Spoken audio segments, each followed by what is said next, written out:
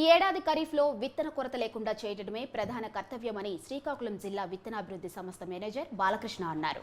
గత అనుభవాలను దృష్టిలో పెట్టుకుని నాణ్యమైన విత్తనాలు సరఫరా చేస్తున్నామని చెప్పారు. జిల్లాలో ఏడాది 36,000 మెట్రిక్ టన్నుల విత్తనాలు పంపిణీ చేయడానికి ఏర్పాట్లు చేశామని, వ్యవసాయ అనుబంధ శాఖల అధికారుల సలహాలతో రైతు భరోసా కేంద్రాల ద్వారా విత్తనాలు పంపిణీ చేస్తున్నామని బాలకృష్ణ చెప్పారు. ప్రైవేట్ డీలర్ల దగ్గర విత్తనాలు కొనుగోలు చేయవద్దని రైతులకు సూచించారు.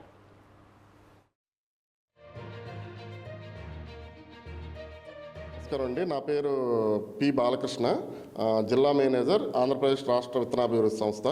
ఇప్పుడు మన శ్రీకాకుళం జిల్లాలో వ్యవసాయ తాలూకా విత్తన డిస్ట్రిబ్యూషన్ అనేటటువంటిది మొదలైంది.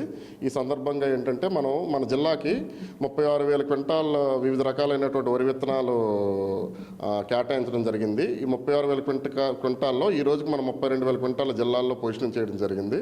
దీని నిమిత్తం ఏంటంటే మనది నేషనల్ ఫుడ్ సెక్యూరిటీ మిషన్ జిల్లా కనుక, ఎన్ఎఫ్ఎస్ఎం జిల్లా కనుక మనకి ప్రతి కేజీకి 10 రూపాయలు రాయితీ గవర్నమెంట్ ద్వారా ప్రొవైడ్ చేయడం జరుగుతుంది. సో ఏంటంటే మెయిన్గా ఇప్పుడు వచ్చిన విత్తనాల్లో 1061 అనేటటువంటి రకము, ఇంద్ర అనే రకము కొంచెం ఎక్కువ, అంటే అరౌండ్ ఒక 25% ఇంద్ర అనే రకము.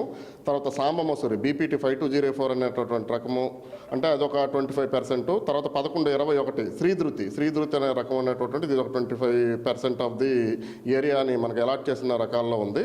మిగతా ఈ మధ్యలో కొత్త రకాలైనటువంటి 1224 MTU 1224 ఇది సాంబ మసూరికి ఆల్టర్నేటివ్ రకము. అదే రకంగా 1318 MTU 1318 అనే రకము, ఇది స్వర్ణకి ఆల్టర్నేటివ్ రకము. ఈ రకాలు కూడా మనం సప్లై చేయడం జరుగుతుంది.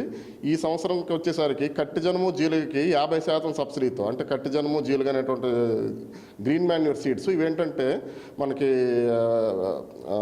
ఎరువులని తగ్గించి ఇవి వాడుకోవడం కట్టే బాగుంటుంది. సో దానికి ఏంటంటే 50% సబ్సిడీలో, అంటే కేజీ 88 రూపాయలు అండి అది కట్టి జనుము జీలుగు ఫుల్ కాస్ట్. అందులో 44 రూపాయలు రాయితీ ప్రభుత్వం కల్పిస్తుంది. ఇంకా 44 రూపాయలు రైతు చెల్లించి తీసుకుంటే దానికి మనకి